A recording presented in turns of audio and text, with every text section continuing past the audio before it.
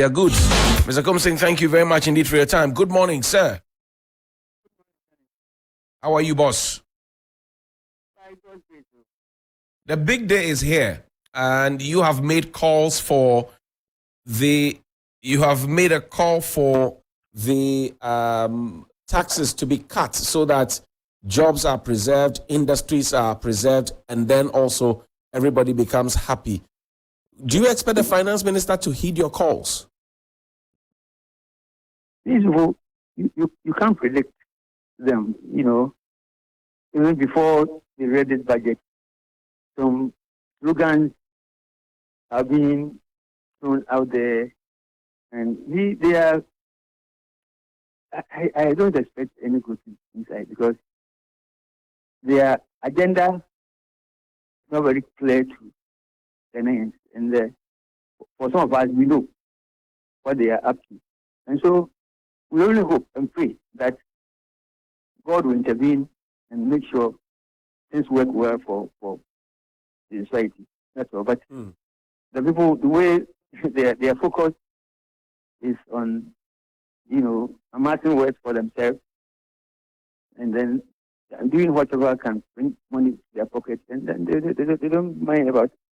Because IMF, that they are talking, IMF, the finance minister said there is no way they will set foot at the IMF. Even when we negotiated the recent minimum wage thing,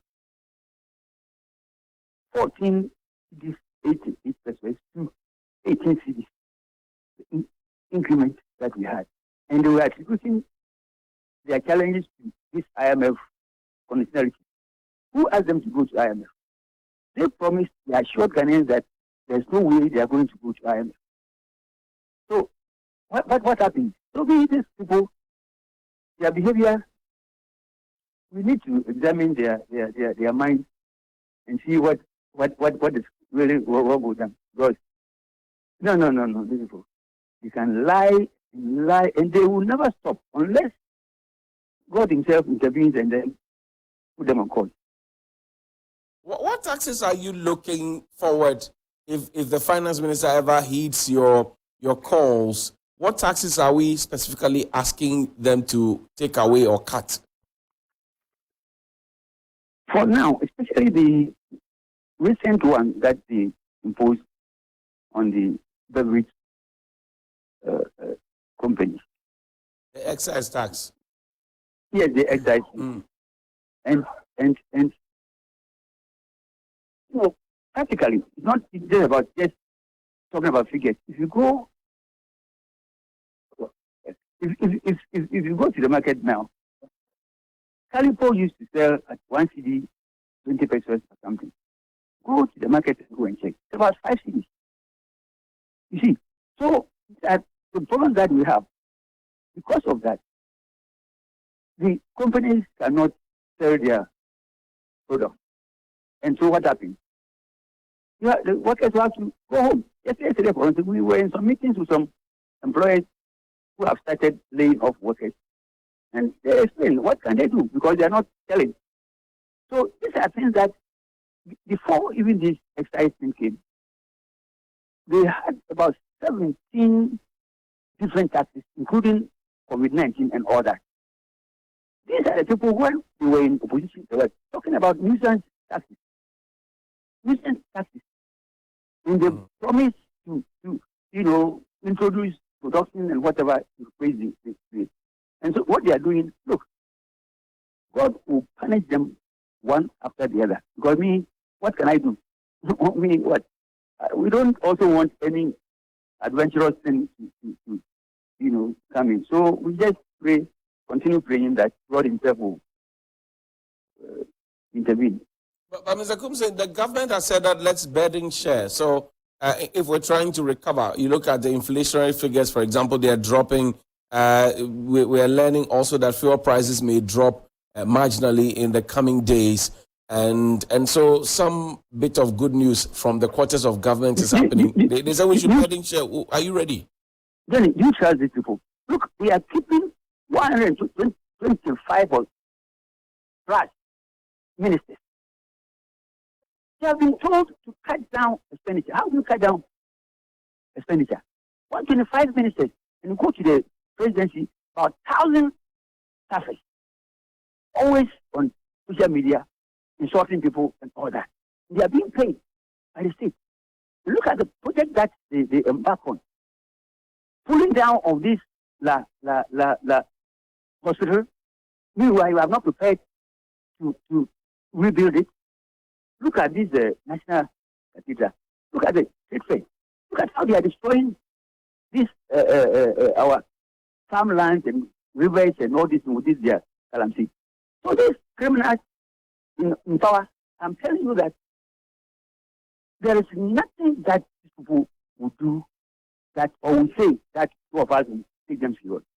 A bunch of criminals who have taken power. But why do you keep calling the government criminal? I think it's not fair. No, it's not fair. People are suffering. Look, we went to negotiate minimum wage. We didn't even get 20 Ghana cedis per day. Minimum wage from 14 to. Look, if you know the pressure on us from workers, as if we are going to sell them out or we are going to collect something. Hey, come and see where I live. Come and see the car that I use. But people say that, no, these people have been compromised. And they're insulting us left, right, front. What is this? Meanwhile, look at the number of ministers that you are keeping. Why? What is that? Have they cut their expenditure? People are keeping billions of dollars in their rooms and all that. What is that? For me, these people, unless we can only change our perception about their, mindset, if we see that they are correcting certain things that is impacting positively impacting on the economy. If more taxes are introduced, what would it mean for you and the members of your federation? Does it, for example, include cutting down on the size of your workforce, producing less? What exactly would be in there? It has started already. The laying off, it started already with the taxes that, have been brought back on this. But I don't know. Sometimes I ask, these people, what ideology are they pursuing? Capitalism or what? Anarchism or what? Capitalism, they will rather create a congenial environment for businesses to grow. So you can get your taxes paid, all right. Now you have projected something with this, useless taxes, and you are in fact destroying the companies that are going to pay taxes to help you develop the economy. Meanwhile, the companies are collapsing. So I don't know whether they do audit, whether they audit the policies that they bring, whether they sit back and find out whether the taxes that they have projected or they are expecting have been met. They don't check it, because if they check, they will know that since they introduce these new taxes, the revenue that are being expected have gone down. It's not coming. Nothing is coming. Who asked them to go to IMF? Ask the finance minister. Who asked him to go to IMF? Who asked them to go to IMF? I think the same people who promise that they will never set food there, they will never do all these things. Can you trust such people? Those have been some work. To be fair to the finance minister, he didn't make the call to the IMF. It was the president himself who made the call to the IMF. The finance minister is just following suit, but the president made the call. when about 90 something MPs from their own party had raised issues about the incompetence of the finance minister, and they demanded that the president. So it is a conspiracy to just destroy the name. That's all. It's not about the president. Who is the president and who is the finance minister? Why is that they have not been able to change the man? Look, President Kufuor had the courage to sack Mustafa Dambuki and others. You know how Kufuor operated. That's right. This man, tell me, which minister has he sanctioned for? and he will always praise them. Look at this criminal mindset. Mr. Kumsing, so we have to wrap up the conversation now. And in unity, those of you within the labor front have said that if we're able to produce or be giving the space to produce as much as we import, then we will have a stronger currency and everybody will be happy. When will that day come? If a congenial environment is created by government, it all has to, be facilitated by people in government, people who are managing the economy. A private investor comes around, he wants to start business. And if he looks around and sees that, hey, I'm going to pay this, I'm going to do that, and he will work things out and say, no, I can't work in this. Because those who are already here are even relocating to other African countries. Those who are already here are living. So who do you want to entice or encourage to come here? Nobody will come. So it is for them as the government to create a congenial business environment for investors to come with their money. If I don't know, that's why I'm saying that the ideology that they are, I don't know, what is it? Is it real capitalism? No, I don't think so. They don't know what they are about. Just to make money for themselves, just to fulfill their objectives in that Japan, whatever that they have written. So we must know that this is what they are in. They have captured the whole country and doing whatever it is. But I'm telling you, God lives. Yesterday, there was a meeting between Labour and government. Fair Wages and Salaries Commission, they're representing government and with the Ministry of Labour. And there have been some proposed increment, or they have agreed to increase salaries by a certain margin.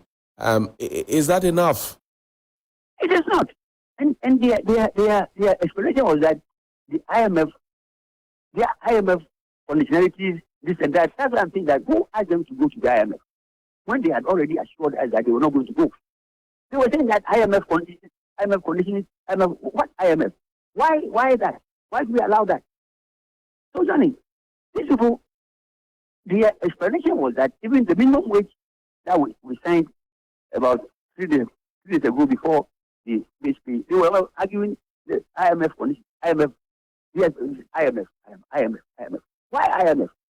When the finance minister himself has said that Ghana, we have the capacity, we have the resources, we are sovereign country, we are not going to go to IMF and all these things. Why? What happened? Johnny. The finance minister is noted for quoting Bible verses usually when he appears in public to speak to us through Parliament. Are you expecting a Bible verse, if at all? Does one come to mind? You see, that the devil can misrepresent God on earth. If you read the Bible very well, you see that pastors, the evil people around, and they will post as if they are representing the Almighty Creator himself. So you must be very, very careful so that you are not deceived into believing whatever they tell you. So it's up to us as Ghanaians to see me if I go to church and I look at the demeanor of the pastor or the priest, and if he's somebody that I know that is not correct, I won't go to that church for this man to preach to me. So if I know that the finance minister is not truly a Christian or a true Muslim, don't expect me to take any word from him. But would you listen to him today? Would you watch the live telecast on TV3 or listen to it on 3FM? In another radio station that we are going to also, do some pre-budget discussions. So I may not be around to watch him or whatever. I won't watch. If I watch him, I'll fall sick immediately. I see. Mr. Abraham Kumsing, I thank you very much indeed for your time. Okay. Grateful. He's the Secretary General of the Ghana Federation of Labour. He says if he watches, he will fall sick immediately. I don't know what that means. William, do you know what that means?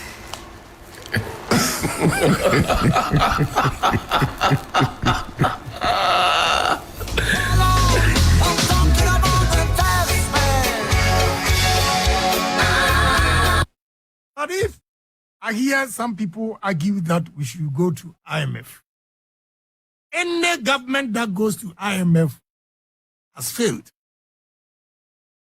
And we haven't failed for the good works that we have done in this country. You should applaud Ken Oforiatta.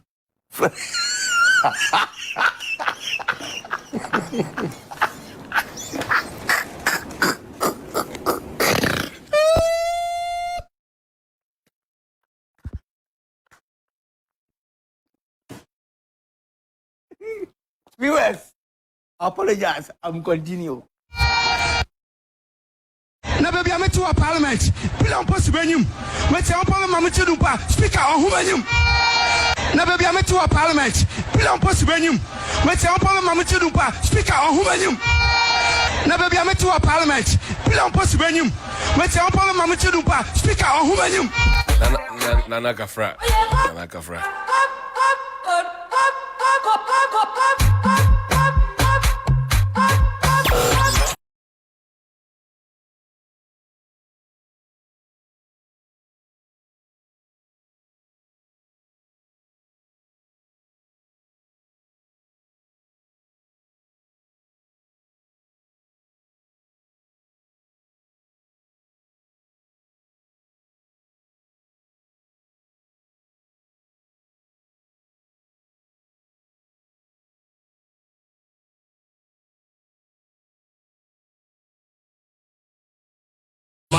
IMF, what are we going to say again? Somebody tested me, don't say anything about IMF. Me, I shouldn't say anything about IMF. I will say it. I will say it. You know, going into IMF is just like handing over power to NDC without a contest. Straight away. Because the noise we make, and I chew my own words back when I said NDC went to IMF because of mismanagement of the party, the government, or the economy. So if MPP is going to IMF, what am I going to say? What am I going to say? So breaking the eight is going to be tough. You cannot use the face of those who who took us to IMF to break the eight. They don't work. My message to you is simple. You cannot read my lips, and I'm not scared of anybody in the party. I will tell you the gospel truth. It's the gospel truth. Those who take you to IMF cannot, this same face cannot break the eight. In Latin it says, verbum sapienti satis est. A word to the wise is enough. I'm very,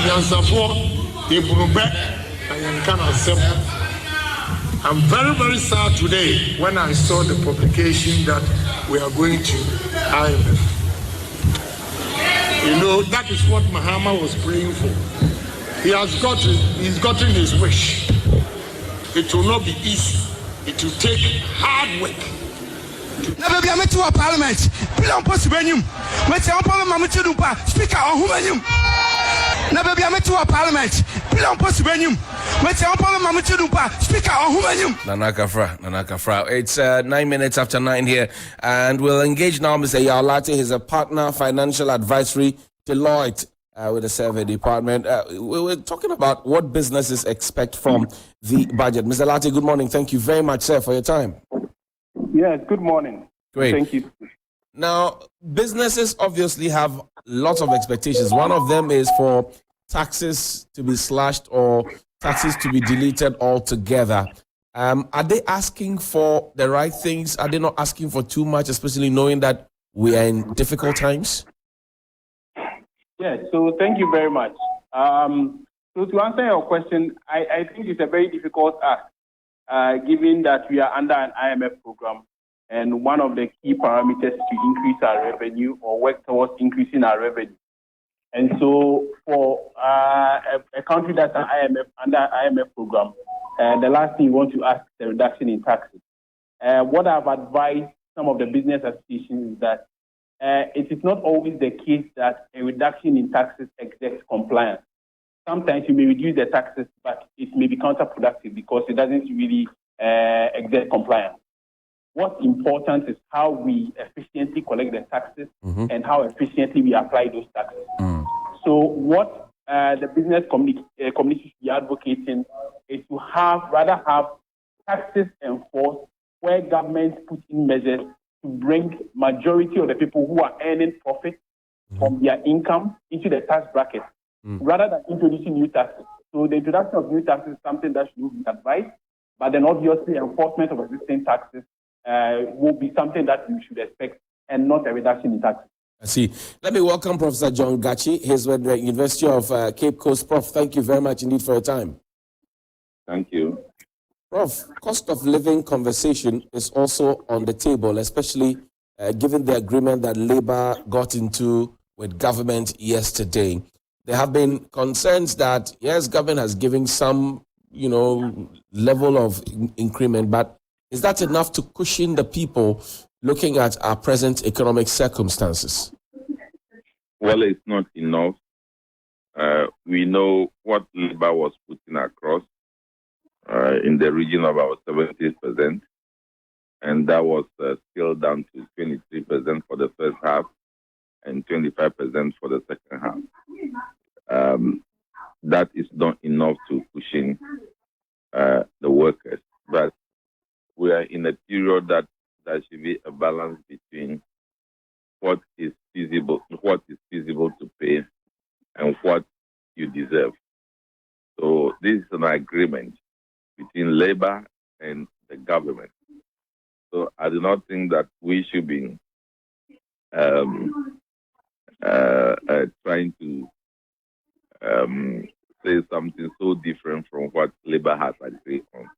They have done all the calculations and they have decided to sacrifice and agree on that level. So I think we need to take that. And also, it is a requirement by the Public Financial Management Act that you agree on all labor-related matters and factor it into the budget.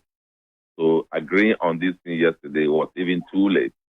This thing should have been done from September and October so that proper calibration of the effect on expenditure will be incorporated in the budget for this reading.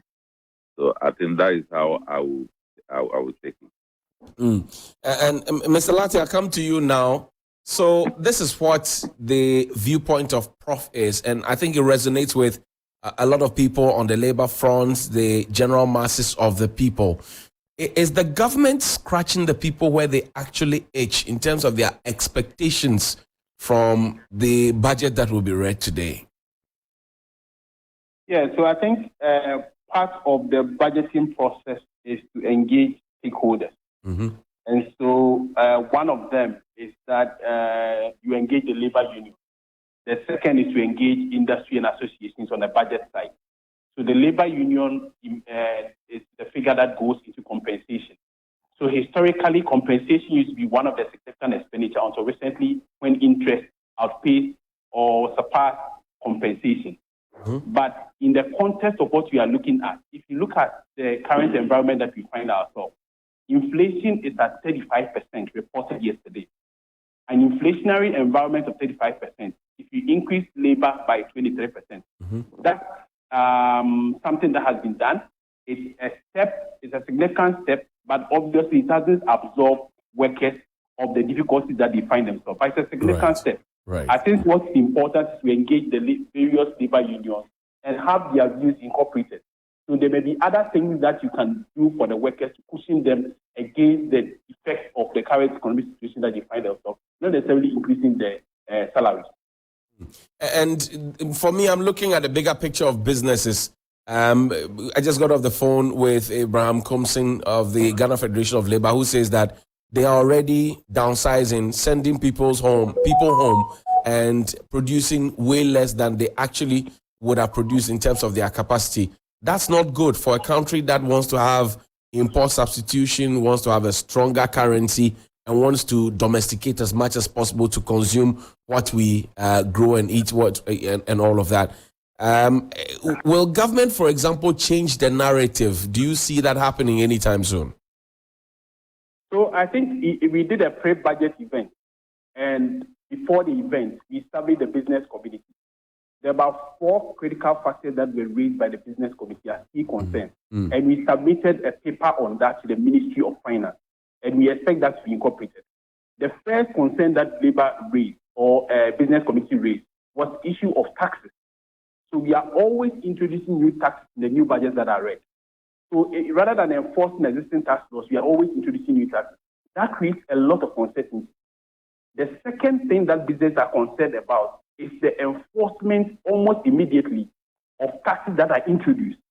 So sometimes when the taxes are introduced, the GRA is supposed to implement or take measures to implement them.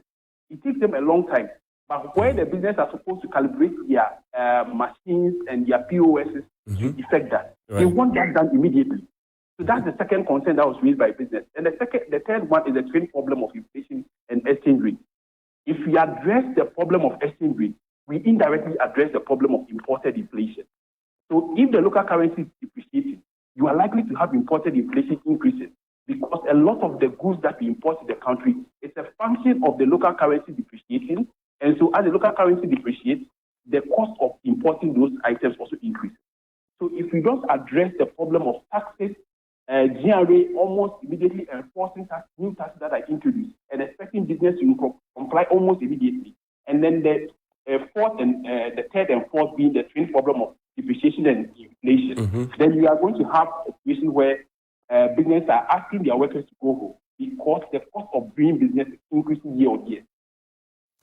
Prof, cost of living, food, clothing, and shelter, you find that at the base of Abraham Maslow's hierarchy of needs. Generally, inflation is coming down, but on top of the list is food inflation to the extent that we are importing nearly everything that we eat. And even more so, food is expensive around this time when we're supposed to be harvesting food and storing same. If you listen to the conversation from Mr. Lartey, what you yourself have said, the next line of conversation is that what will the people eat? Do we have what we will eat in terms of what's in our pocket and what's available to be bought? Well, I think the development in the country has actually stated the principles in the Abraham Maslow's theory.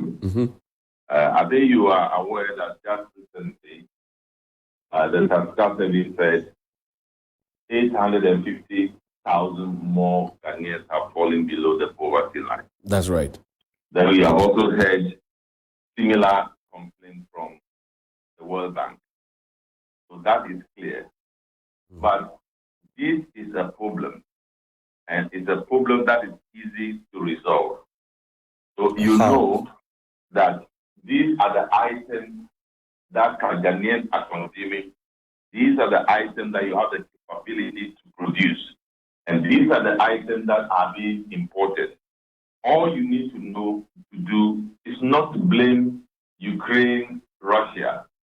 All you need to do is to now structure your policy to focus on rice production, to focus on tomatoes production, to focus on all those staple food that we are importing from other countries. Even if we are importing 100%, and you decide that you want to target within 2 years 50% production, that is in a way solving somehow the depreciation problem and also addressing the issue of inflation. And that will create an environment that is stable for you. So it's not about talking. It's about identifying the problems that these situations present to us and to resolve them. And we have everything to be able to resolve these problems if we are minded to do so. And this is where we also need innovation and alternative approaches to production. Say, for example, People are complaining about wheat and, for that matter, flour. That is the reason why bread has gone up. But are you aware that there are alternatives to producing rice, especially from potato? How are we developing that? How are we spreading that across production chain in the country to be alternative production for bread? I have a friend during the noise about Ukraine-Russia. He produces rice, bread, but he shifted to potato, and it was wonderful. So we need to also think about what we call alternative measures of solving our problem. We cannot be doing the same thing all over, and I want to create a better society. I see. Mr. Latte, jobs, and more jobs. Dr. Baumia once said that because of the policies that have been put in place, the economy will grow, and there will be jobs, and more jobs. John Boydu, former General Secretary of the NPP, once said that because of the policies that have been put in place, we'll get to a point where we'll now have to import labor. Now it's obvious that people are running away from our country, especially young people. And the question comes up as to whether or not the spirit of entrepreneurship is being stifled to the point where people don't find it attractive at all. I don't know what you see from where you sit, but what do you share with us? Yeah, so I think if you create the right environment and you create the right business environment, business will thrive and jobs will be created indirectly.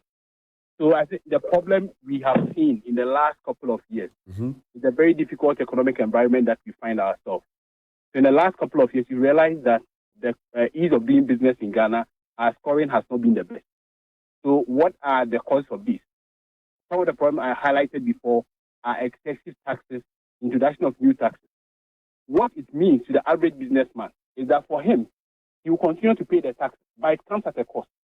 He would have to look at ways of reducing the cost. And one of the ways that he can reduce cost is to cut the cost of staff. So either he is not increasing the salaries of existing workers, or he will ask some of the existing workers to go home. So if we create the needed environment and businesses are making profit and increasing their revenue, it's an incentive for them to employ more. But if the economic conditions or the business environment is difficult, then they look at ways of managing their costs. And one of the ways of managing their costs is cutting or reducing the labor cost. Right. I think from my side, as professionals, we've seen a lot of professionals taking advantage of things like Brexit and others and going to the UK, Ireland, Canada, and all the opportunities that came post-COVID.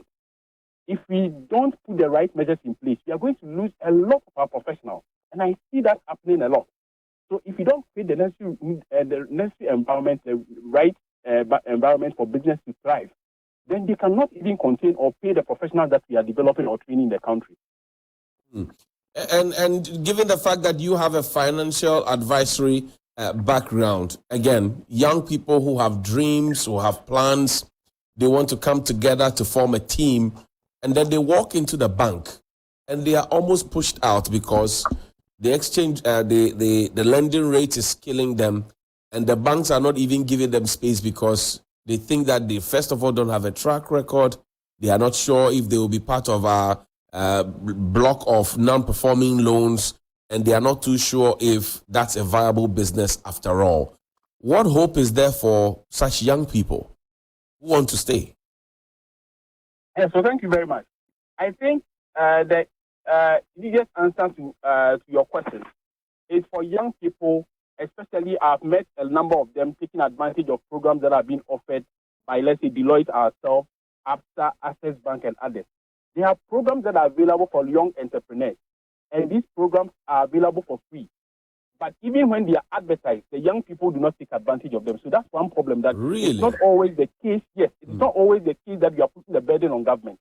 There are programs that are sponsored by MasterCard Foundation, sponsored by ABSA, sponsored by Access Bank, even Deloitte. We have programs for entrepreneurs.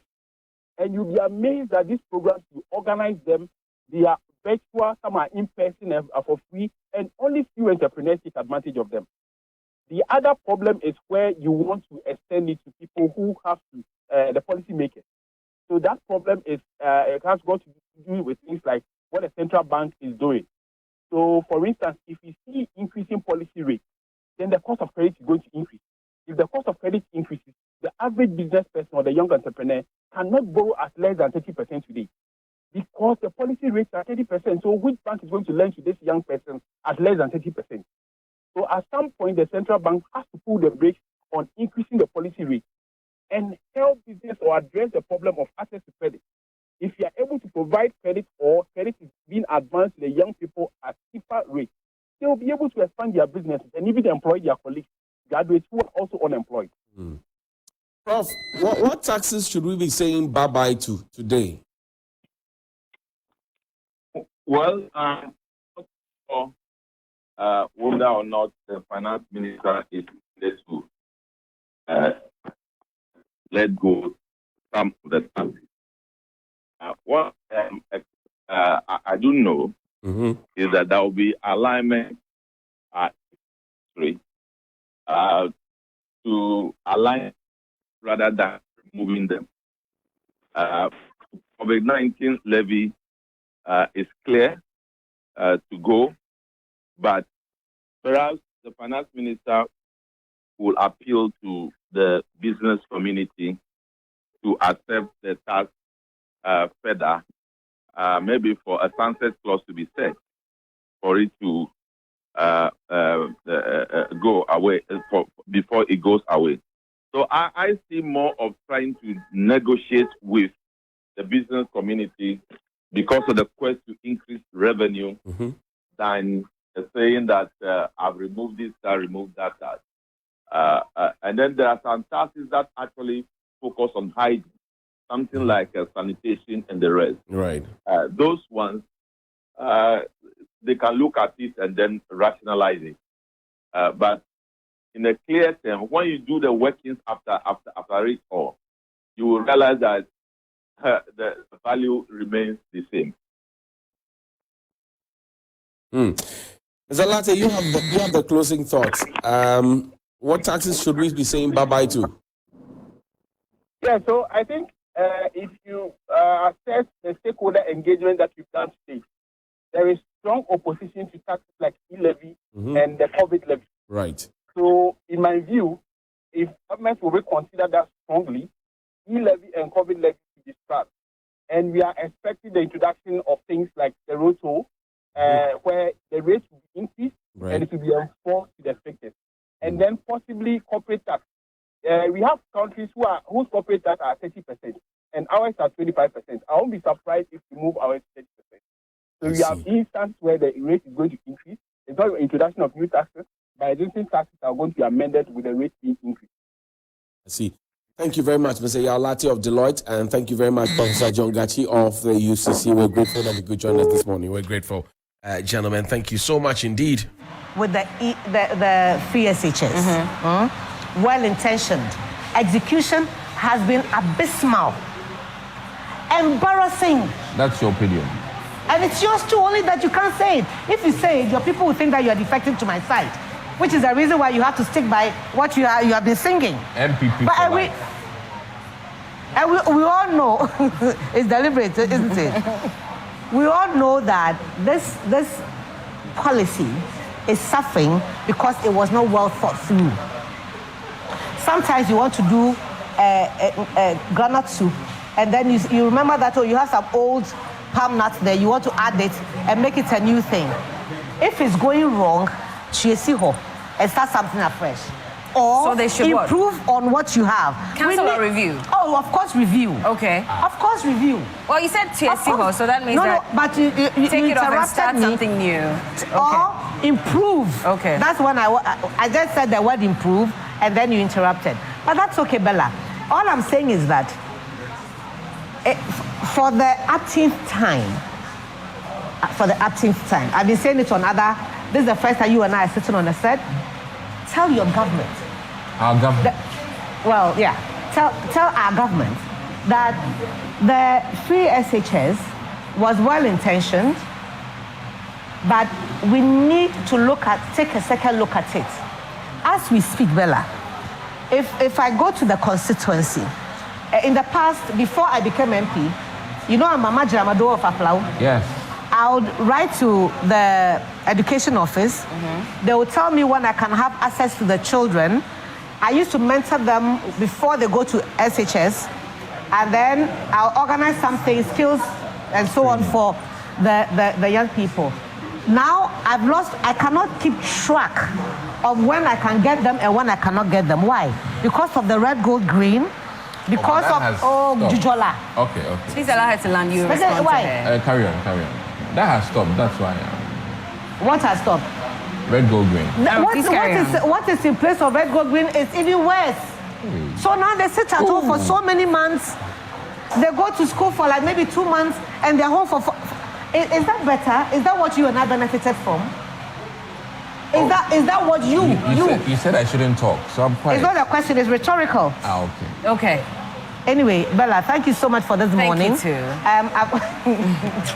Thank you for joining us this morning. Doctor, And that was Honorable Ablaji Fagomashi in Parliament. She's the Member of Parliament for Ketu South, with Aduma Kisi, who is the Member of Parliament for the Anyasu Tom area. And it tells you what we'll be bringing to you from the House of Parliament, where we're pitching camp there. Alfred Okansi and Bella Mundi are there representing the team. Also here, we will give you a full-blown coverage of the 2024 budget presentation, which will happen in Parliament today. Speaking of free SHS, here is Dumako Befi. Befi.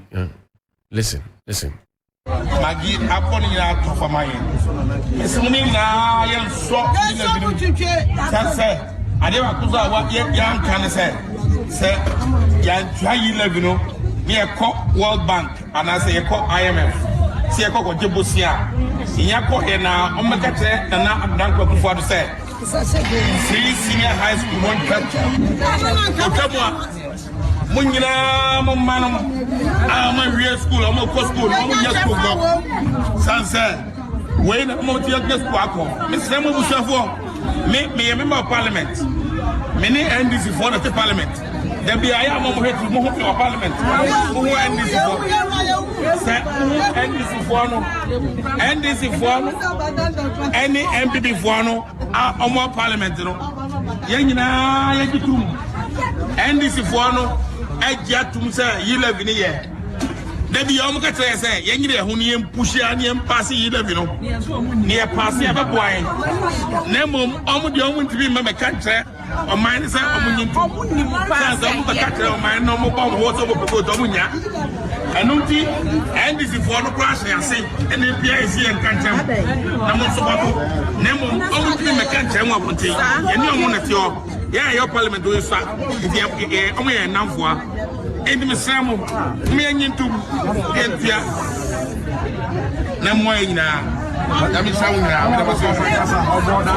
We will pass it. Whatever they want to do, we will pass it at the right time. They can't do anything. We are in government. If they claim it will make us unpopular, why wouldn't they stop? Okay. Well, they know this is going to transform and change the lives of Kenyans. They know this is going to reverse the consequences of the COVID. They know this is going to put our fiscal space in the right perspective. And they are afraid that Ghanaians will continue to build their goodwill and confidence in this government. So please, we need a e-levy. And those who are saying that we should reduce it to 1% and go. Boss, if you want something to be reduced to a certain figure, you can't just make that arbitrary statement. You cannot project out of nothing. You should project out of properly done time series analysis with your data points, very convincing. Then we can understand that this is what we have to do. Stephen Amoa is there, and is the Deputy Minister for Trade and Industry. Listen. We should think about the poor. We are of mine home, and then we are Ghana, and yet it's very painful. We will pass it. Whatever they want to do, we will pass it at the right time. They can't do anything. We are in government. If they claim it will make us unpopular, why wouldn't they stop? We have made our grave concern to the president through the parliamentary leadership and the leadership of the party without any positive response. We are by this medium communicating our strong desire that the president change the Minister of Finance and the Minister of State in the Finance Ministry without further delay. That was Mr. Apia Kubi, is the MP for Asante Achim North. He wanted Ken Ofori-Atta out with some other majority MPs.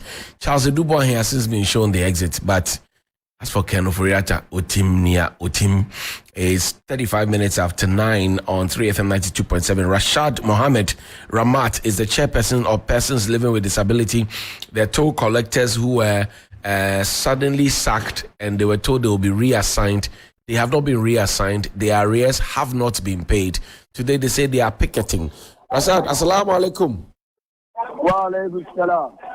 I read here your press release on your concerns to the government. You are picketing today. Is it a case that nobody has responded to you or has called you to a meeting? That's why you are picketing? Hello, Rashad. Can you hear me? Hello, Rashad. You should not be fighting among yourselves. You should be fighting for yourselves. Helen. Oh dear, I wonder what the scuffle that's going on is about. It's a picket. It's a picket. So. Very unfortunate what the persons living with disabilities are going through. And I read that press release from one of the associations. I believe that's one that Rashad belongs to. I think we've spoken to him a while ago, and they were tabling what some of their members are going through. In fact, one member had committed suicide amidst all the economic challenges that they were going through. And at the time the tolls were cancelled, the promises were made. They'll be reassigned, they'll be paid whilst they are waiting. None of that has materialized. Why do we do this to the most vulnerable amongst us?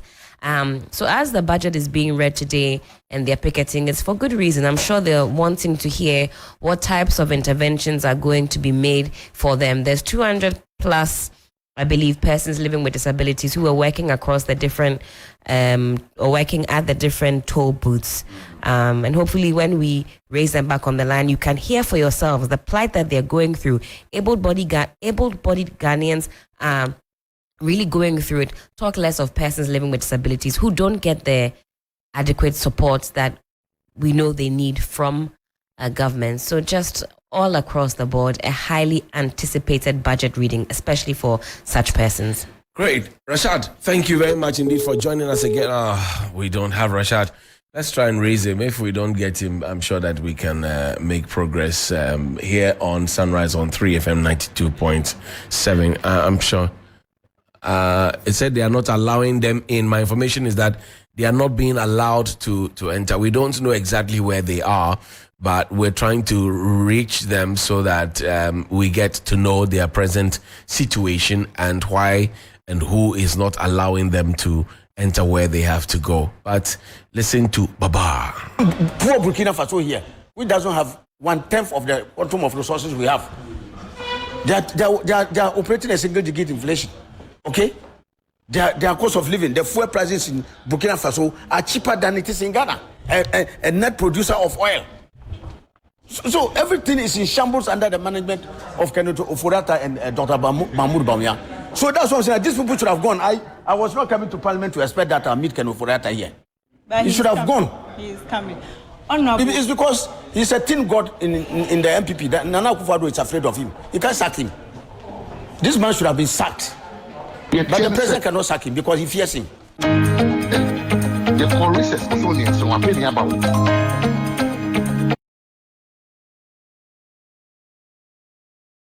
But Kumasi, Oposapa, anyway, Ufa no be shall pay no mascate. It's one more Kenya. Yeah. Who's the president? Come on, come on, TV. Just one more body deal, say the or Kumasi. Who's on our Asante Menukai? Well, so Kenya, no. Boa, baby. Which I say, sitting in our county, no catching president say. The Ecophonic Kenyans, and Casa, what by name, what man, as a collapse, they come the thing and for France. Not a party for the party for a problem. What I say, Na sa also when na de ye kan won tie dia. E dey magana go yen we say. Kinofrata eduma bi we na wo president we be parliament yen support. Because yen trauma ma kinofrata de ba ko pe no. Empa yen ko opposition. And there key performance indicators and president use Ghana for the woman use be. Catch them. Umo be ejuma. Now one can set of key indicators out the market pacodia. And you're fine. Ghana for some pecking of Frata. It's not about Kufuado. It's about Ghana for some mine. No Mukasa. It's a patch of where Munya say, and now one pays, I don't want to pay some of be Gabiana. And money in the day. In the day, you know. It's me, and the interest I must say, me man pay you must rate the interest I'm going tell me. But they will say something can't book one, I won't just say that. They can't then out just say. Just say, I say, by a cannibal. You can't, now, I think, baby, exactly. It's FTP. We have the men, any. That's Honorable Eugene Boachi Entry. He's the MP for Supin constituency in the Ashanti region, and he's not happy that Ken Ofori-Atta is still at post. He says they will not support anything that government brings. But, say all be lie, be format, all be lie, because since then they have, supported government. Rashad Mohammed Ramat is the chairperson of Persons Living with Disability Toll Collectors. Rashad, good morning. How are you? Good morning, sir. Rashad, where are you now today, right now? Where are you? I'm at the Road and Highway Ministry. That's where I slept yesterday. Why did you go and sleep there? Have they sacked you from your home? No, they've not sacked us. I'm here with my fellow executives from the various toll stations nationwide. And why are you there? What are you doing there? We are here purposely for the reassignment and then the payment that the Ministry of Roads and Highways, Honorable Mr. Amakwata, said he will pay us until we are reassigned. And you have not been paid? Yes, and we've not been reassigned as well. How many months of arrears are you owed? 2 years now. 2 years? Yeah. And each month is how much? Is that? How much do you earn each month? They pay us 800, but there are deductions. Okay. And then VAT. So the deductions, then you take home 700 Ghana cedis every month. I see. So Helen, calculate for me 700 cedis by 24 months. Let's do the calculation. How much they are owed per person, and how many are you? Right now, those here, or the number of persons living with disability. The number of persons who were sacked because the toll were closed and have not been reassigned. How many are you? For now, we are 388.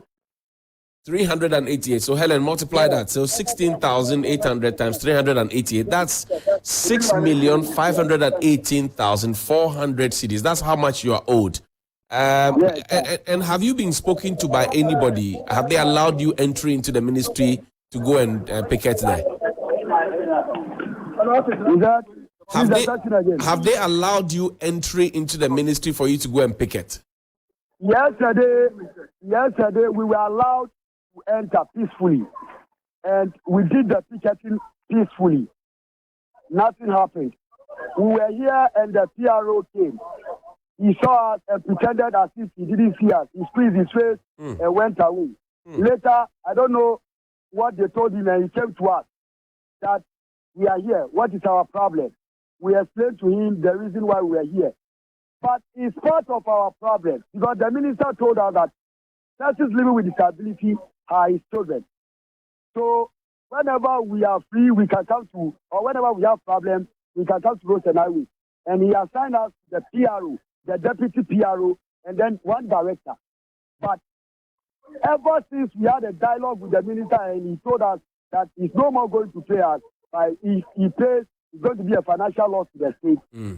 Whenever we call them, they are not picking our call. Since last year, April. So we made our mind that yesterday we will be here for them to pay us the money that they said they will pay us until we are reassigned, so that we will establish ourselves. Moreover, most of us have learned skills. So if he gives us the money, we will go and then establish ourselves. But this is not the first time you are picketing at the roads ministry, because about a year ago you did some picketing asking for the same things, your arrears, and then for you to be reassigned. So what makes you think that this one will yield any results? This one is going to be extraordinary. So the previous ones that we've been coming here, we've never slept here. Yeah.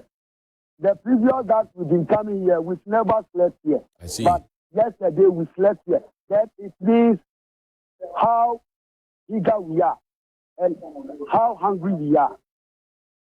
Some of your members, we are told, have died because they were so miserable, and some were afraid, some were scared because they had gone to borrow money, etc. Can you confirm this for us?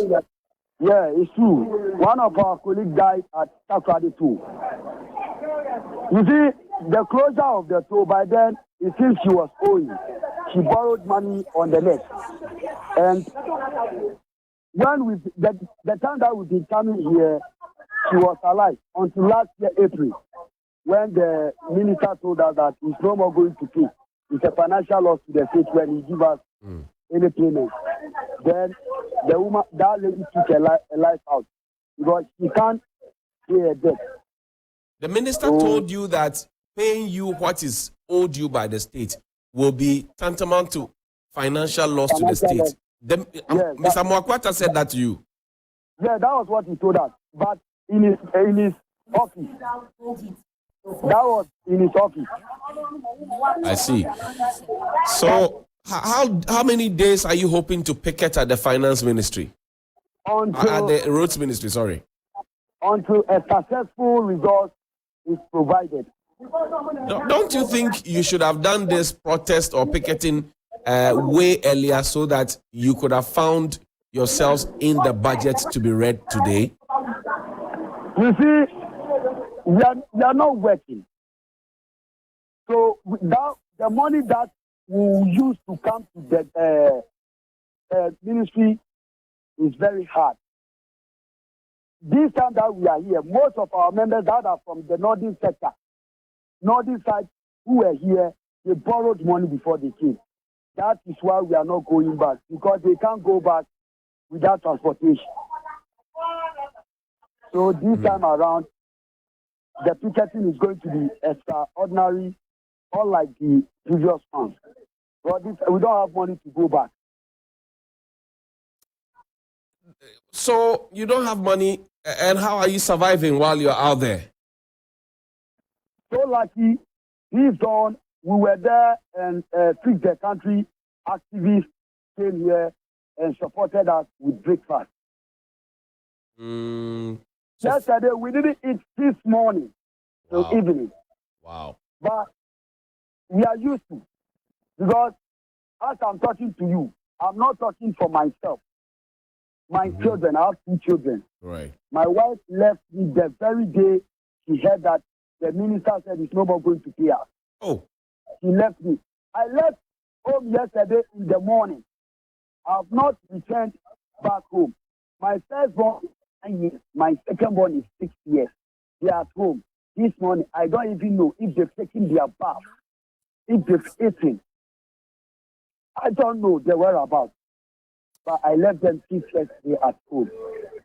I can't stay at home due to this pressure. Do you think that the state? Do you think that the state has been fair to you? Please, Richard. Do you think the state has been fair to you? Because we all applauded government when they said they were going to reserve the road toll job for persons living with disability. Then all of a sudden, it was cancelled without consultation with you. Now your allowances, your arrears have not been paid. The minister is telling you that it will be tantamount to causing financial loss to the state if you are paid. And now you are picketing for the second or third time. I'm asking you, do you think the state has been fair to you? We said that initially the government was scared to us, but due to the closure of the toll, unannounced or uninformed, made us realize that the nation is not being fair to us. And secondly, we've been here several times. I am aware that leadership are aware of our coming here. Nobody has intervened to assist us. So what I could say is I can feel that my own motherland is not being fair to me. And how does that make you feel as a Ghanaian, first of all, and then a person living with disability leading other persons living with disability whose views you echoed this morning? I feel so bad and neglected. I feel so bad and neglected. It's so bad. If you met the president today, what would be your appeal to the president of the republic or your gender minister, for example? And maybe before you go to that, has your gender minister been interested in all of this conversation? Have they reached out to you, Minister of Gender, Children and Social Protection? No, they've not reached out to us. And we have not been there, but we are planning to go there. You mean within the 2 years or during the 2 years that your salaries have not been paid, you have been out of jobs, some of your members have died and all of that, the Ministry for Gender, Children and Social Protection, your mother ministry, has not said a word to you? No. Ever since we started, they have not intervened. They've not said anything. So it's like nobody is fighting for us or nobody is defending us. We are defenseless. If you meet the president today, what would you say to him? He is the father of the nation. And we are also part of the nation. So it should come to our aid. Our problem is his problem. So far as he is the father and he's taking care of all of us. Now that we are in a mess and nobody is fighting for us, we are very, very, very, very, very sad. We felt being neglected. So we are pleading with him to intervene so that this issue will be rectified once and for all. And I know he is the Messiah who can come and then rectify this problem for us as the father of the nation.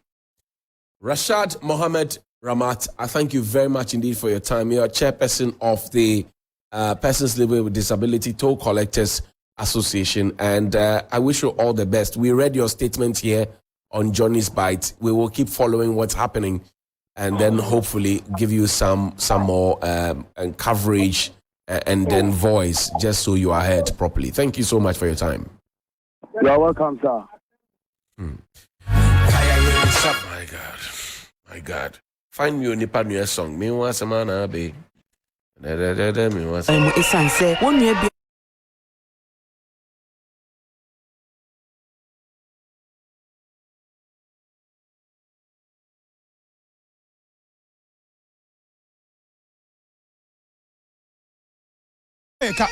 If you're panicho, so Omama Jumadia, go Nikama Juman Wabuton. I saw a cocacha, Nana, I do not quite in a bit of one say. Yeah, Juma, and you say, yeah, pay. Yaketia, Bosumi and somebody a cat. Yes, when you say, and to me a slab, I know, so far you do on my bloom, and yes, sir, and a year, my. I want to reassign you where and when. Where and when? The payment they are saying they will pay recently. Kubasi Amakwata used his private car from Accra to Kubasi, gather them and inform them, you people should be home. I will pay you for almost a year now. Call them and ask them, have they even taken 1 month pay? Amakwata himself food there. And now telling me you sack me to the house and you are telling me you will pay me back. When? Owning us. They should pay us. And they said they will reassign us. We were waiting, but we should continue working before that thing happen. Because we can't sit in the house whereby we don't have money. You tell us that you will pay us. Still, you haven't paid us. What they petition kind of steps they are taking.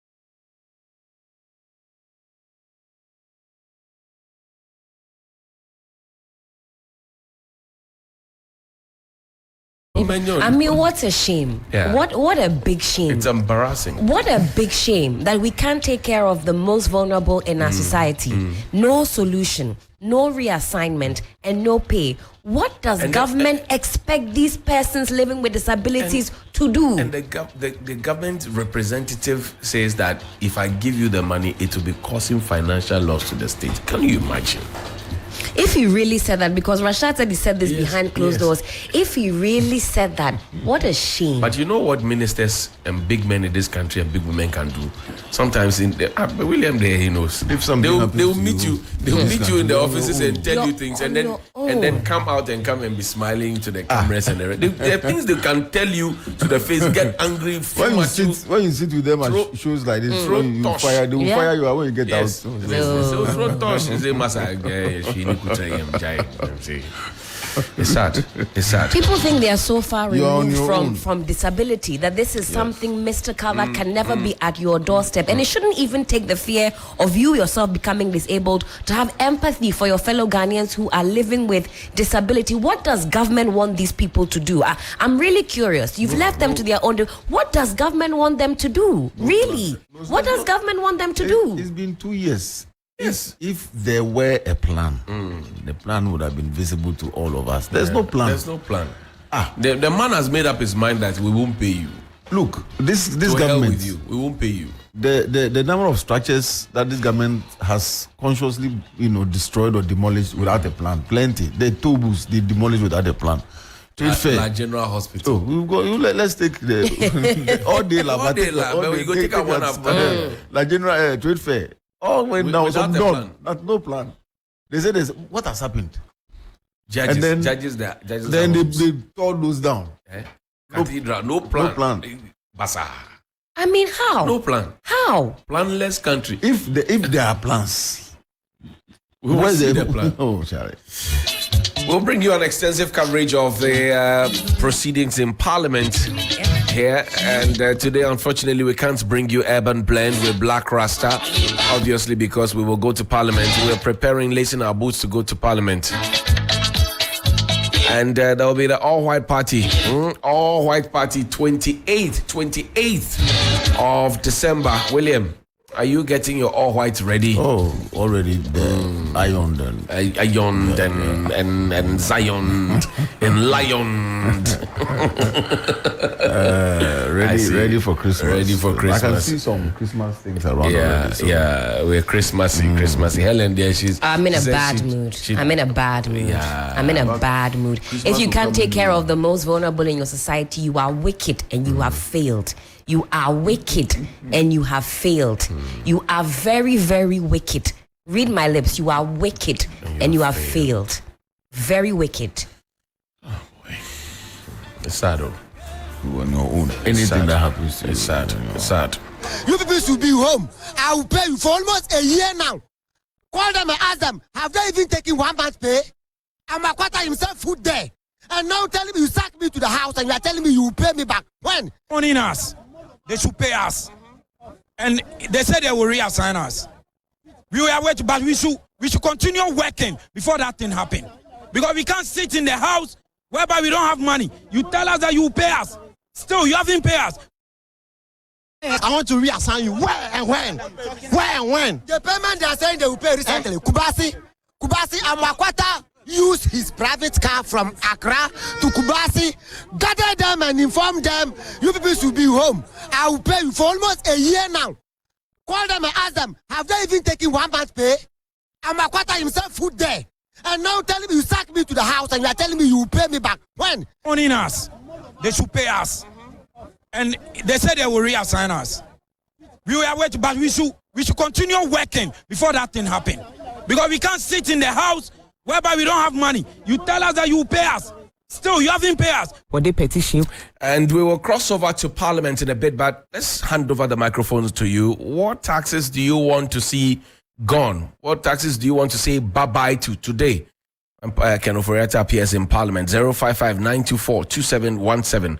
055-924-2717 and 055-691-0154. And you can also join the poll on our Twitter page or X page at 3FM 927. What taxes do you want to say bye-bye to? Good morning. Good morning. Yes, sir, boss. How are you, sir? I'm fine. This is Andy. Andy, talk to me. Yes, sir. I think they should consider the e-levy. And then the importation taxes are too much. Okay, I hear you. Thank you very much. Good morning. Good morning, my brother. Osofo, talk to me. Good morning. How are you? I'm fine. In fact, I'm equally sad. But let me quickly summarize about the tax. That of the COVID-19 must go. Mm-hmm. And in fact, the e-levy whereby we are now being charged from 100 cities and below. Explanation and that must also be cancelled. Mm-hmm. And in fact, the so-called sanitation tax added on the petroleum premium or the boiler tax must also go. With other numerous use-and taxes. To me, so far, almost over 20 use-and taxes. This was the term being used when they were scrambling for power in the era of 2015-16. Right. They must all go. Okay, thank you very much indeed. Good morning. Johnny. Precious. Yes, sir, boss. Yeah, Johnny. Johnny, you know, this government that is in power now, they are. Johnny, you have to get wake up and carry them or go put this area. Because what financial law to this state is very. See, the trade fair that we talk, and this kind of state bidding, they say, they create people, then bidding that they are going to put cathedral or hot. This government time is behave like you know, the human being vote for her. Like the them take go and take. This government, we for wake up on them, carry them all. That it takes vice president, small boy. I want me the small boy come and rule. Vice President is not a small boy. Vice President is not a small boy. He's a big one. How many age is? I go for call us small boy. I see. Okay. Here I grow past up. I will call us small boy. I hear the you. knowledge to the show. The knowledge to the show like small boy. More than small boy. I hear Only you. school you went, you know. The school you went. They don't get any knowledge, you know. Knowledge is power. I know school. Johnny. Not of book law. There's knowledge. Okay. No? I hear you, sir. Thank you. Good morning. Johnny Kawula. Hey, this. Sepaya, mbo. Johnny, I think this government is more or less like he know how to destroy than to build. So upon all this, so he was calling Jomama incompetent. Though this one be called incompetent. So this is what you can do. You say you've done the road more than any other government, but we don't see, is he on the sky or is he yet to calm down? Why? No, sometimes when you look at it, it's like you feel like vomiting. You don't even know the kind of leaders that we have.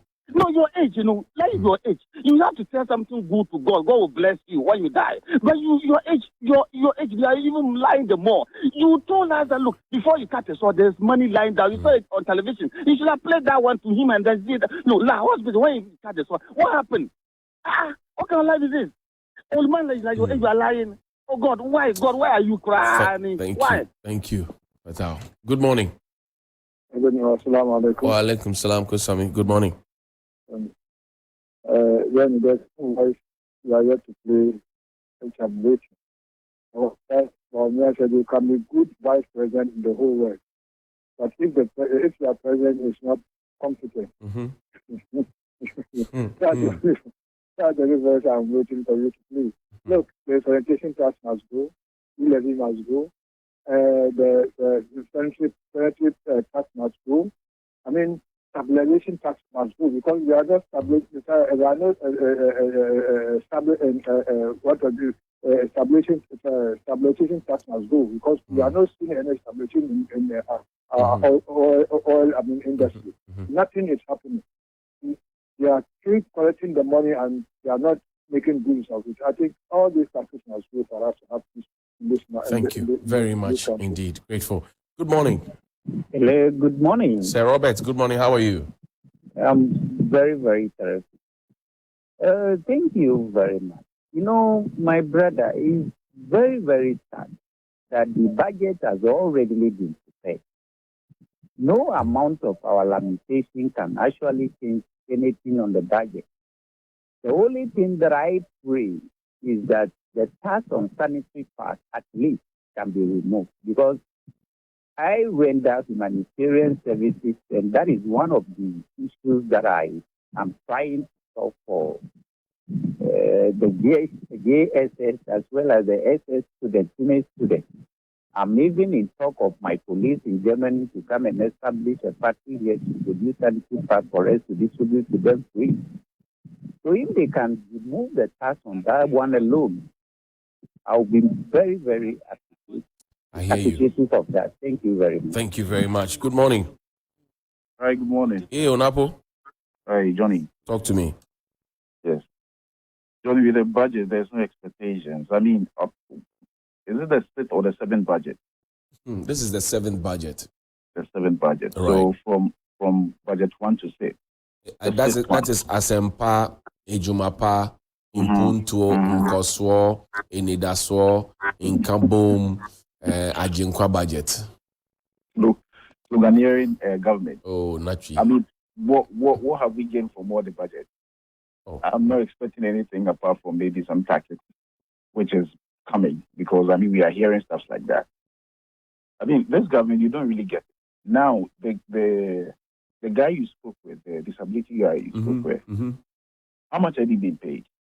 They have not been been paid. No, Johnny, I get it, but how much are they supposed to be paid? Let me put it that way. So what is owed them when we did the calculation for 24 months? That's 16,800. Then you are putting all together, single person. That is 6 million something, right, Helen? Yeah, 6.5 million for all of them. Yes. So each person is around 800 cedis. Right? Yes, 800 cedis minus SNAIT and other deductions comes down to 700. That's what he says. It's even less than $100. Why? For a whole month. Why? For a whole month, less than $100. Hey, I mean, this government is only destroyed. La General Hospital, gone. Trade fair, gone. Judges' houses, gone. I mean, what do they have to show? Anyway. Thank you, Onapo. Grateful. Good morning. Good morning, my brother. Papa. Yeah, my brother. For the second time. We did inside. See, when they are in opposition, how they can sabotage them people. When they are in opposition, hey, you get this thing. Look, under JJ's regime, the head of dead bodies being thrown around and they were attributing to JJ. They were using that particular, some people were using that thing so that people will be angry with JJ. You understand me? Before came to power, we didn't hear of any dead bodies or seen any dead bodies, especially pregnant women. Under John Mahama, we heard of pirates destroying the West African gas pipeline at the Togo side, so that gas will not come into the country to power the thermal plants that we have. Then it will result into doom. So, you understand me? All these things. Whom do you think? Where is the direction pointing to? Okay. In opposition, how they can sabotage? They come to government. See, you came to government and you gave a foreign company $86 million. I'm sure you've made this point already. Yes, but it's painful. So I just want to thank you. And we had only $7 million. Don't hijack the phone line, please. I hear you. Thank no you. problem. Sir. Bye. Good morning. Hi, Johnny. Good morning. Yes, sir, boss. How are you? I'm fine. Courage here from assignment. Courage, talk to me, bro. Courage, please. Yes, sir, Courage. Talk to me. Yeah, so concerning the budget, I personally don't have an expectation. And I want to assure Ghanaians, and even you yourself, that all of us are going to be disappointed. Oh. Because this is a budget, we have to be aware that this is prepared for us by IMF and not ourselves. So we should rather expect more rather than we praying that taxes should be taken out. Instead, I think they are going to add more. I hear you. Thank you very much. And before then, concerning the people living with disability, I think I said the same sentiment with Helen. This is pure wickedness. It is. It is wickedness. So I think they have to rethink about how to treat these people. Thank you so much. Thank you, sir. Grateful, Courage. Good morning. Thou sayest the Lord. Thus says the Lord, my brother. How are you? The Bible says that if it is not given to you from heaven, you cannot have it. But as human being, you can by force take it by force yourself. And when you do that, it will end up in shame and total embarrassment. Johnny, but for the intervention of you, the media, in coordinating response to the flood victims, we will have witnessed one of the worst humanitarian disasters on our hands. You people managed to get the supplies to the local government agents, authority to distribute to the people. The DCE has the audacity to tell us that they don't have fuel. Is Anado listening to this man? Hey, as for Yehovah, I am dead. Johnny, it's unbelievable. As a representative of the government, the president at the local area, he's saying that common fuel to deliver supply to people who are in distress, they don't have. What kind of government is this? Johnny, this morning you have done a very good job at telling us the names of all the budgets so far that culminated into the state Ajekwan budget. The Ajekwan budget has sent us to Gehenna. Johnny, we are in the Inferno. Now, what can the budget of Angel Gabriel or Angel Michael do? It will send us to that bottomless pit that the book of Revelation talk about. I'm grateful. Johnny, Thank you very much. This government is a total mess. God bless you, Johnny. Bless you. And you can also call us 055-924-2717, 055-924-2717, and 055-691-0154, 055-691-0154. Good morning. Sorry about that. 055-924-2717, 055-924-2717, and 055-691-0154. Good morning. Good morning. Yes, boss. Your name and location, please. My name is Abdul, calling from Katamanso. Abdul, talk to me. Yeah, you buy them right, and we always expect you to buy them. And actually, we are expecting that they should talk something about the NAPCO areas so that at least because the graduates are suffering a lot. And also, we should talk much about employment. But you see how they laugh you. You think that you will be remembered today? That is I know you have been talking about this for long, and we are very proud of you. May God always bless you for that. I hear you. Thank you very much. Thank you. Hey, people get hope. I want to leave that to breathe, that we are going to build a new economy, a different economy, and you will be hearing a little bit more, because you cannot just criticize without providing alternatives, and we are going to, and we have, anyway. I'm telling you, it's an exciting, I will tell you what it is not. It is not a doomsday economy. It is not a dead goat economy. It is not a friends and family economy, right? It is an economy that will create jobs. I want to leave that to breathe, that we are going to build a new economy, a different economy, and you will be hearing a little bit more, because you cannot just criticize without providing alternatives, and we are going to, and we have, anyway. I'm telling you, it's an exciting, I will tell you what it is not. It is not a doomsday economy. It is not a dead goat economy. It is not a friends and family economy, right? It is an economy that will create jobs. Where are the jobs? Is doomsday not back? And dead goat doesn't listen. Is the government listening? Cut down your size. Good morning. Good morning, sir. Yes, boss. Your name and location, please. Robin Hood Adenta. Robin Hood in Adenta. Wow. I like you so much. Thank you, sir. And I like to hear more of past Baumia's tips. Why? You know, Baumia is a Messiah. Ah, yeah, he's a Messiah. Everything he has promised us has come to pass. Family and friend government. But it's like Akufo-Addo had a draconic and despotic blueprint for Ghana before he came to power. Because since this man assumed power, that day that he finished swearing, have you seen him? Go and watch the video. He removed his crop with every underpart showing, and he wore that crop. I told my father, we are dead. Exactly what you are experiencing. But I would like to pass through your medium to get to the finance minister that they should tell us how much they are taking, the ministers, the president, the presidential staffers.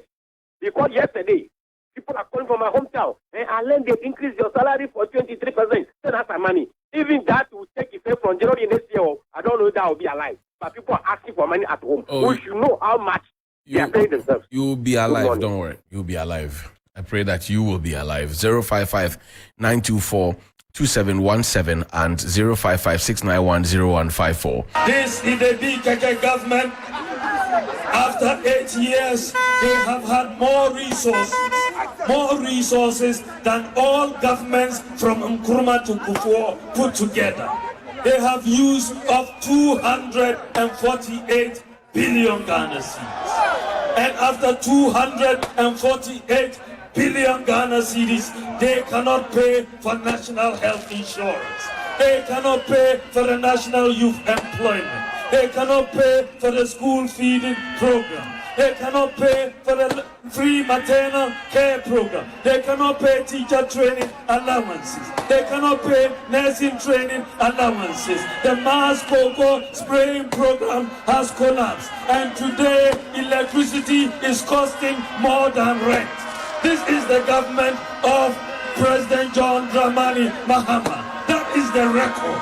And this is why we say, if the MPP could build this economy with 20 billion Ghana cedis, and you come and collapse it with 248 billion Ghana cedis, it shows without question that you are an incompetent government. Without question, you are an incompetent government. Dr. Mahmoud Baumia there. Incompetence. Helen, I don't know. You want to say something? A lot has been said this morning. Yeah. For me, again, just eagerly waiting to hear what we have in store. Listen to the last one. Okay. Mr. Speaker, they will come and destroy your banking sector. We are taking 83 billion, and the impact is that the banking sector is losing, in present value terms, 41 billion Ghana cedis. How do you expect a banking sector that is almost capitalized at 30 billion to survive 41 billion? So, have you solved the problem? You've rather transferred the problem from the government to destroy our banking sector. Mr. Speaker, how come the Bank of Ghana, that is supposed to regulate our banks, was sleeping when the people were investing all their money in government toxic assets? We have a simple principle of single obligor limit. It is a law that says that you shouldn't ever expose yourself to one person. It turned out that 75% of all the monies in the banking sector was in government bonds. 71% of government domestic bonds were in the hands of these people. And the Bank of Ghana was watching on. Mr. Speaker, our pension funds, the National Pension Regulatory Authority said, go and risk 85% of your money on toxic government bonds. Mr. Speaker, where does that happen? And today, we are here with this boring and underwhelming statement. Mr. Speaker, we are not angry enough. As a country, we are not hungry enough. This cannot happen to anybody. And yet, you are wasting our money, you are taking our money, and you are here reading this boring statement to us. Mr. Speaker, this is not a joke. And you are even quoting the Bible. Which of the Bibles are you quoting? Quoting the Bible in taking our money, in making us poor, in denying the poor pensioner his money, and you still are quoting the Bible.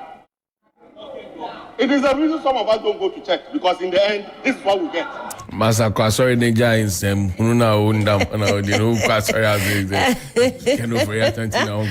I was with him up until that last line. Just say you go. Just say you go. Good morning. Good morning. Hi, how are you? I'm fine. Great. What's your name and location, please? My name is Yara. Okay. Calling us from where quickly, please. Go ahead. What do you want to say to us, please? Hello. Yes, you're live on air. What do you want to say to us? Unfortunately, but Helen, do you remember 100 days of Dr. Baumia in Parliament, in power? Remember he had a whole press conference, 100 days. Is that why he was talking about the EMT? No. Oh, that was a separate engagement. That was a congress. Okay. Yeah, listen. Sure. Listen. Thank you very much. I'd like to thank all the dignitaries gathered here, everyone who's made the time to be here at this employment, high fiscal deficits, rising public debts, an accumulation of arrears on government obligations. You had the weakening of the banking system, and Dumso was with us. Cancellation of teacher and nursing training allowances. The exchange rate had depreciated significantly. We had a virtual return to cash and carry under the NHIS, a freeze on hiring. We'll come back to Dr. Baumia. Let's go to Parliament. Dr. Sarkodie of the University of Ghana is interacting with Bella Mundi in Parliament, along with Kwabena Mingta Kando and some other dignitaries. Take a listen. Outside, even with the IMF program, they are giving you the money in tranches. So you have to get the revenue domestically. And I have a list here. Let me lay the background for taxation. Okay. It is not the case that taxation is always for the purpose of revenue mobilization. Sometimes you use taxes to discourage consumption, use taxes as an incentive to encourage production. So there's something called Laffer curve in economics. You always must track your Laffer curve. If by increasing the tax rate, your tax revenue is declining, then you should stop at the point of the peak. Yeah. Right. In level 100 economics, the tax multiplier effect on GDP is negative. I repeat, the tax multiplier effect on GDP is always negative. In other words, the more taxes, the lower the GDP. Then there's a caveat. So then why do we tax? Why do governments raise revenues through taxes? The idea is that the government expenditure multiplier is positive on GDP. Okay. So you raise revenue, if you want to raise through taxes, you can do that with some prudence. And then with the hope that government will spend efficiently so that the positive government expenditure multiplier will outweigh the negative tax multiplier effect on GDP, so that in the end you have a positive tax multiplier. So if you raise negative tax multiplier and you don't spend it prudently on the economy, you will end up with negative, and the economy will shrink. And that is what we've seen at some point in our history. So we should be very careful when we are talking about taxation. Now, domestic resource mobilization. I made a point on your station last, and I'm repeating it. If you are a finance minister and economist, and you want to raise revenue through taxation, you don't wake up and just introduce any tax. You assess the economy. The economy has different sectors. Broadly, there are three main sectors: agri, industry, and services. But within that, these three broad sectors, there are sub-sectors. So you look at the sectors and look at the sub-sectors that are doing well. And these are the areas that you can tax and get money. Because if it's growing, then you can tax to get some money. According to some economists in the public finance, the tax revenue must always, on the average, must grow by 2.5 times the GDP growth rate. Okay. That is the ideal for every economy. I repeat, the tax revenue growth rate must be estimated at 2.5 times the GDP growth rate. The moment you see any disparity, it means that you must have a look at your tax revenue again. So always go within the subsectors, the sectors that are doing well, and you tax and you can get some money. Those that are struggling, you have to have some mercy on them. Give them some tax rebates. Okay. They can, maybe by relieving them of the tax burden, they can grow, and then in future, you can come back and tax them. So what are the sectors? Number one on my list, in the midst of all the challenges, the IMF document is projecting the extractive sector to grow at 12%. In the midst of all our challenges, the GDP was projected to grow at 2.8, the revised downwards to 1.5. But the extractive sector, the natural resources altogether in Ghana is expected to grow at 12% in Ghana. So if you're looking for an area to tax, a sector is growing at 12%. That's where you look at. Let's look at the percentage, forget about the percentage, look at the figures. Last year, now today, Ghana is the number one producer of gold in Africa. The whole of Africa, out of 54 countries, we have surpassed South Africa.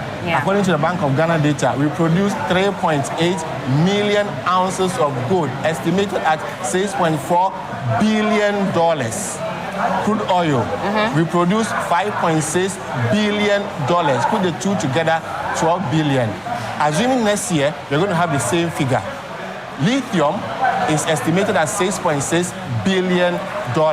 Put the first three together, we are talking about close to $20 billion, not cedis. Now the exchange rate is 12. Yeah. So our listeners and viewers can do the math.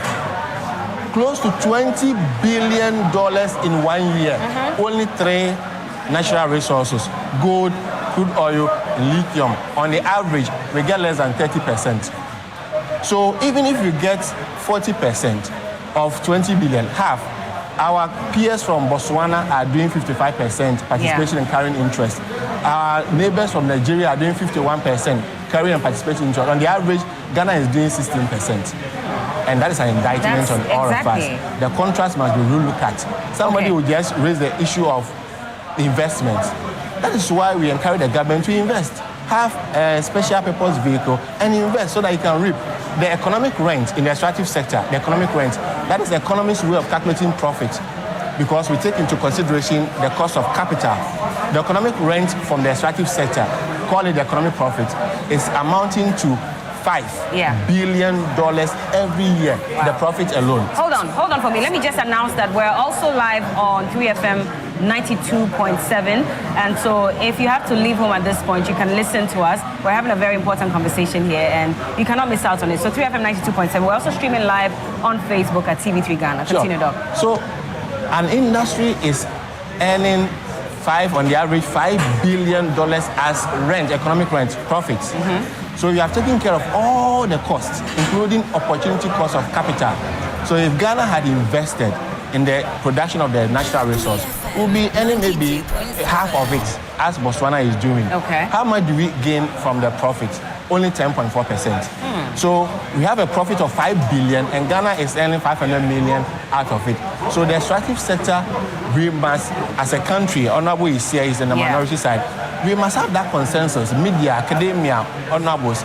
Let's have a consensus that we are investing heavily in the natural resource. If you ask me as an economist, where we are going to get the money to transform our economy into a first-class economy, I don't see any other place except the extractive sector. And we have examples from Saudi Arabia, Qatar, Norway, even the United States, China, Russia.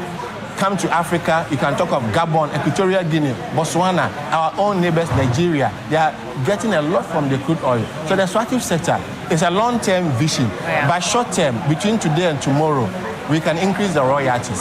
The royalties are around 5%. And it's earning us, last year, it earned us 4.3 billion cedis. If you double it from 5 to 10, you're talking about 8 billion, right? So we are looking at areas to get money. Then the telcos are doing well.